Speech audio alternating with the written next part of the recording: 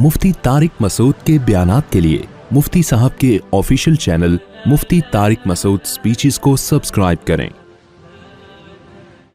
ये एक उसूल हमेशा याद रखो, इश्क, अकीदत, बुग़्ज़ और मजबूरी। बुग़्ज़ को आसान उर्दू में नफ़रत, जब किसी से नफ़रत हो जाती है तो बस फिर उसी के खिलाफ जाता है। तलाक़ों के बाद होता है। सियासत की मिसाल तो समझ में आ गई ना, सियासी मिसालों में, और हम गोरों में भी हर चीज़ को, गोरों को सपोर्ट कर रहे होते हैं क्योंकि उनकी अकीदत हमारे दिलों में बैठ गई। अब टिकटॉक पे, फेसबुक पे, यूट्यूब पे वो लोग आके बच्चे तरबियत करने की नसीहत कर रहे होते हैं जिनके अपने बच्चे हैं ही नहीं। ठीक है ना, उनको क्या पता बच्चे कैसे पाले जाते हैं। मेजॉरिटी, सारे बुरे नहीं हैं उनमें, वो हमें समझा रहे होते हैं तो, और उनके स्टाइल से लग रहा होता है कि इनसे बच्चे संभल नहीं रहे हैं। इतना कॉम्प्लिकेटेड करके वो बता रहे होते हैं कि जिससे पता चलता है कि इनके अपने बच्चे इनसे संभल नहीं रहे। याद रखो, जो चीज गिफ्ट होती है ना, अगर उसको संभालना आपके लिए मुश्किल बन जाए तो फिर वो गिफ्ट रहती नहीं है। औलाद की तरबियत बहुत मुश्किल काम नहीं है। अगर ये बहुत मुश्किल होती, इसका मतलब फिर ये गिफ्ट नहीं है, ये तो टेंशन अल्लाह ने दे दी आपको। और अल्लाह कुरान में औलाद को टेंशन कहता है या गिफ्ट कहता है? बोलो ना, गिफ्ट। यह बोली मैं यशाउ इनासा, अल्लाह कहते हैं जिसको चाहता हूं बेटियां गिफ्ट देता हूं। देखो, एक गिफ्ट होता है आपको किसी ने मिठाई का डब्बा लाके दे दिया, थोड़ा सा तो उसको भी संभालना पड़ता है, फ्रिज में रख दो खराब ना हो जाए। हर गिफ्ट को थोड़ा सा तो संभालना। ये जो बच्चे बिगड़ते हैं ना, उनके अक्सर बिगड़ते हैं जो थोड़ा सा भी नहीं संभाल रहे होते।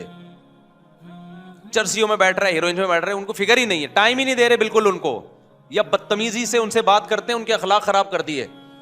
बाज दफा माँ बाप अपने बच्चों से भी कभी तमीज से बात नहीं कर रहे होते, हर दफा तंज वाला लहजा होता है, बिगाड़ते हैं बाकायदा। अब मुझे बताओ, मिठाई का डब्बा कोई गिफ्ट देके गया आपको, तो उसको थोड़ा सा तो संभालना पड़ेगा आपको। यार फ्रिज में रख दो, एक हफ्ते के अंदर अंदर खा लो, यही होगा ना। और जरा टाइम पे खाओ, ऐसा ना हो कि 6 लड्डू खा लिया आपने, एकदम शुगर हाई हो गई, ये पेट खराब हो गया, एक खा लो, 2 खा लो। हर गिफ्ट को थोड़ा सा संभालना पड़ता है, लेकिन बहुत ज्यादा संभालना पड़ जाए तो वो गिफ्ट नहीं रहता, वो टेंशन है। मिसाल के तौर पर मिठाई के बजाय कोई ग्रेनेड गिफ्ट में देके चला गया, डब्बा खोला तो 6 ग्रेनेड है, उसमें पिन निकली हुई है, और कह रहे ये जरूरत पड़ने पे आपके काम आएगा, कभी दुश्मन से मुकाबला हुआ। आप कहोगे मेरे काम बाद में आएगा, ये मुझ पे पहले फटेगा। फौरन आप राब्ते कर रहे हो, कभी माहिरी ने ग्रेनेडी याद से, अबे भाई ये फट ना जाए, कोई बच्चा ना उठा के फेंक दे, यार क्या करना है, ये गिफ्ट है, ये तो अजाब बना दिया मेरे लिए। मिसाल के तौर पर और आसान, एक साहब मुझे बकरी का बच्चा गिफ्ट देके चले गए। बकरी का बच्चा तो थोड़ा सा बड़ा हो चुका था, मोशन लगे हुए हैं उसको, मैं उसको खिला रहा हूं, वो क्या होती है, वो नहीं होती यार, अबे वो मोशन की मशहूर दवा है, नाम फ्लेजिल। मैं उसको फ्लाइजिल खिला रहा हूँ, फिर एंटीबायोटिक खिला रहा हूँ, उसके दस्ती ठीक नहीं हो रहे, फिर 10 ठीक हुए तो पता चला लंगड़ा रहा है थोड़ा सा। फिर वो एक डॉक्टर को बुलाया, 2-4 दफा मैंने कहा भाई या तो किसी को गिफ्ट दे दे या इसको ज़बह करके खा जाओ। मैंने कहा अपने बच्चे पालना इतनी बड़ी टेंशन नहीं जितना ये। उस बेचारे की नीयत नहीं थी ऐसी, वो तो हमारे पास हो सकता है आके बीमार हो गया हो या पहले से बीमार हो, वल्लाहु आलम। लेकिन उस गिफ्ट को, जो अब मैं उसके लिए ना मोटिवेशनल स्पीकर्स को सुन रहा हूँ कि एक्चुअली बच्चों बकरी के गिफ्ट कैसे, मैं यूट्यूब पे सर्च भी कर रहा था कि बकरी के बच्चे को मोशन लगे तो क्या करना है।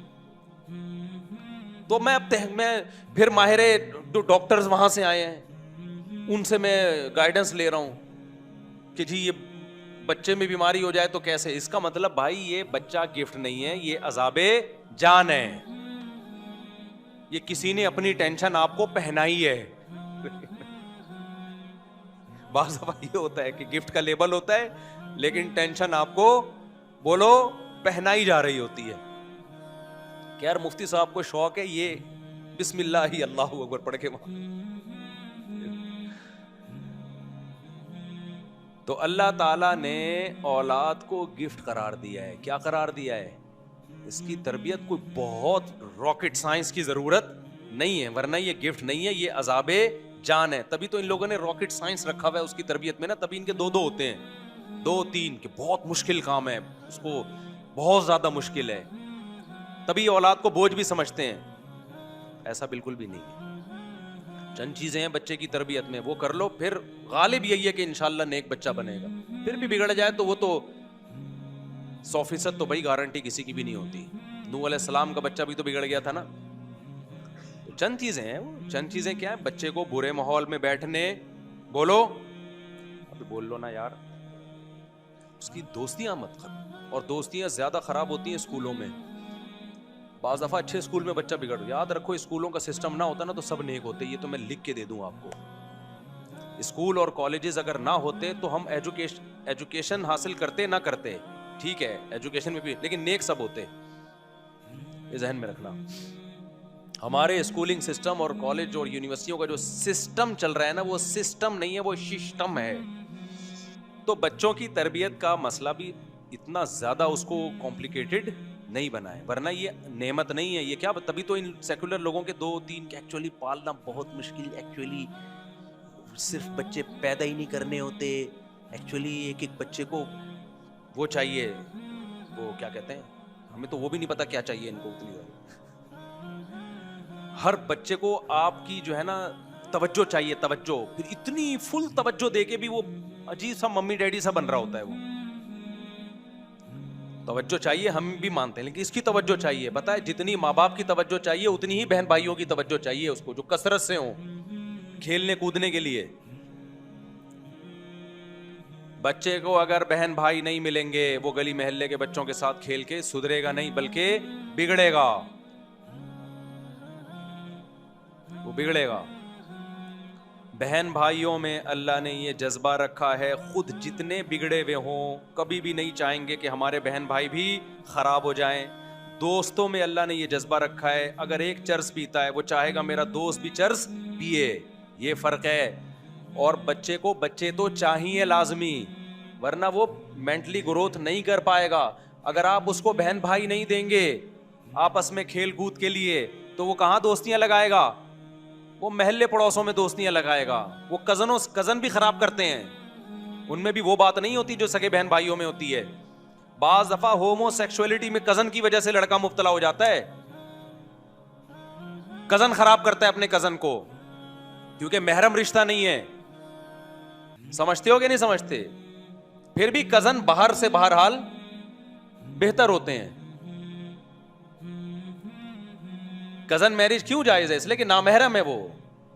खुद लड़की अगर है तो उसको भी तो अपने कजन से बचाना होता है, बाज़ दफा वो उसको गलत इस्तेमाल कर सकता है। सबसे मुकद्दस रिश्ता है लड़के और बच्चे और बच्ची के लिए उसके बहन भाई, वही आपने शॉर्ट कर दिए।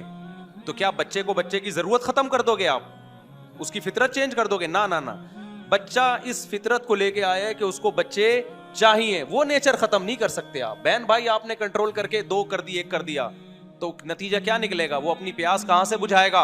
अड़ोस पड़ोस के लौंडे लपाड़ों से,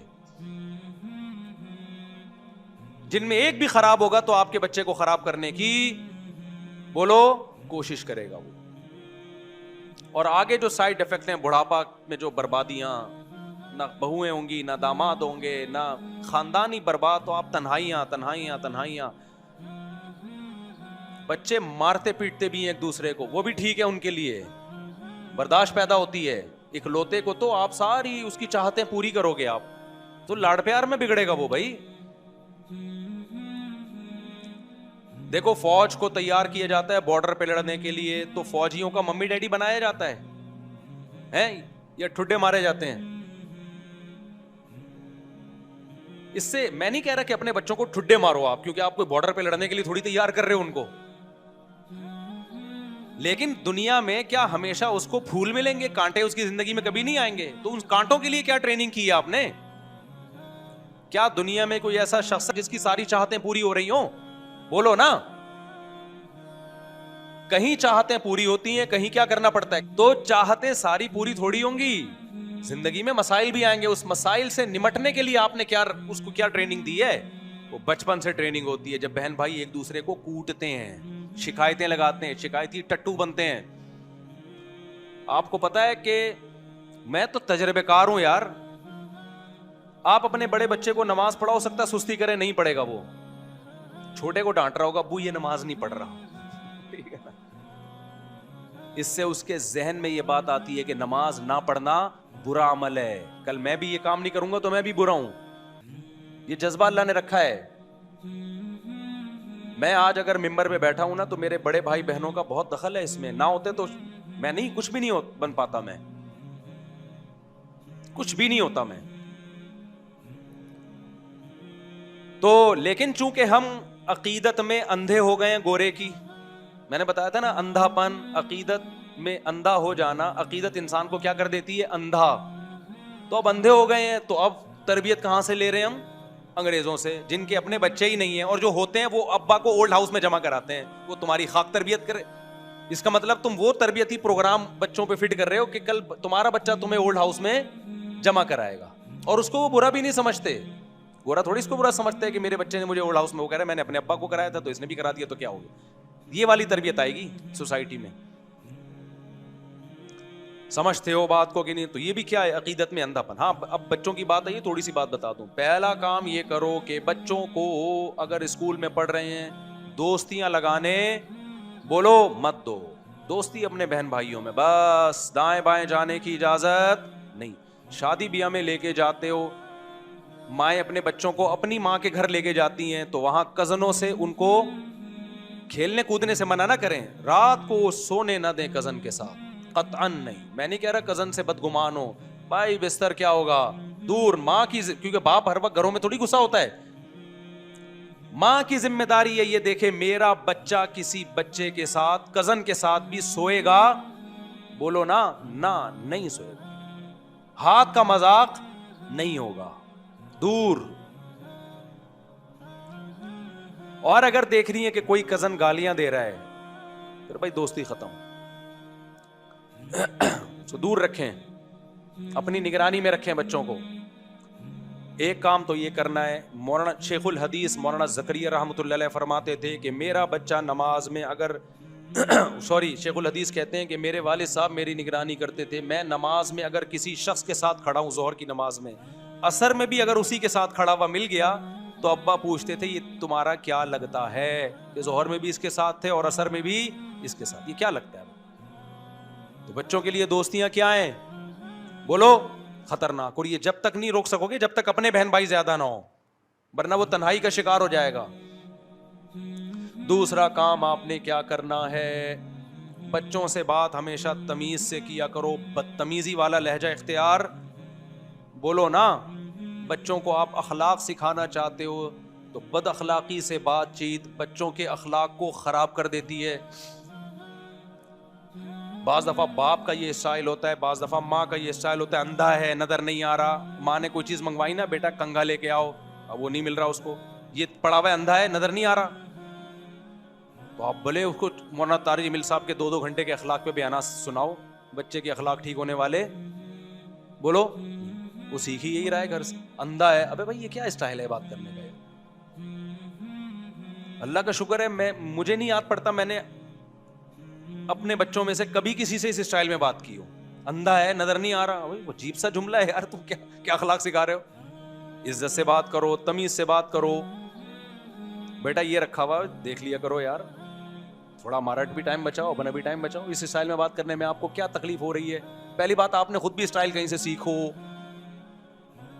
नहीं यारी बात, मेरा ख्याल है हर वक्त तंज, हर वक्त ताने, ये किसी काम का नहीं है, ये कुछ भी नहीं कर सकता, ये कर रहे होते हैं माँ बाप। वो कहते हैं मैं ये कर ही नहीं सकता कुछ। उसको इस पे फख्र महसूस होना, इस जिल्लत थोड़े दिन तक महसूस होती है, उसके बाद महसूस होना खत्म। उसको आराम मोहब्बत दो यार उसमें। हाँ, उसमें एक लिमिट होनी चाहिए। लाड प्यार में ऐसा ना हो कि लिमिट को क्रॉस करना शुरू कर दे। तभी हदीस में आता है ला तरफा अनहुम असाक, लाठी घर में लटकनी चाहिए, रोब भी हो।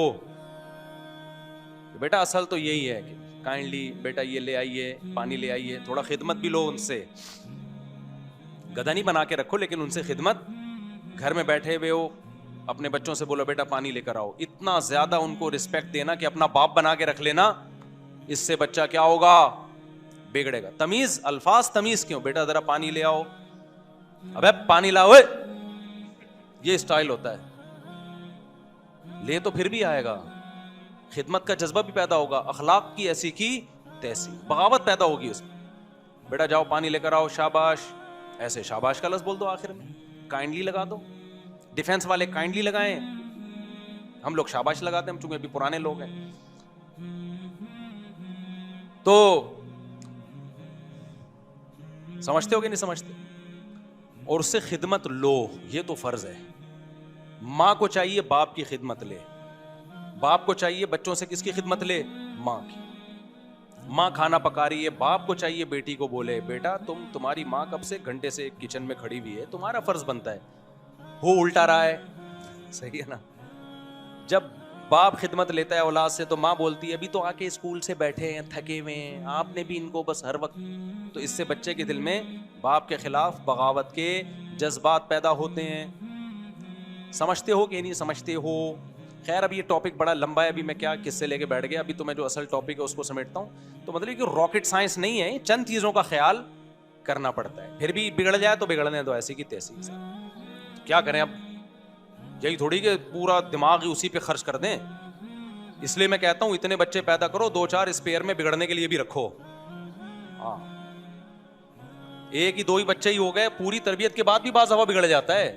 1-2 ही, एक ही अंडा वो भी गंदा, तो तुम्हारा तो मुस्तकबिल बर्बाद हो गया। इतने हो 2-4 बिगड़ भी गए तो अफोर्ड कर सको उनको।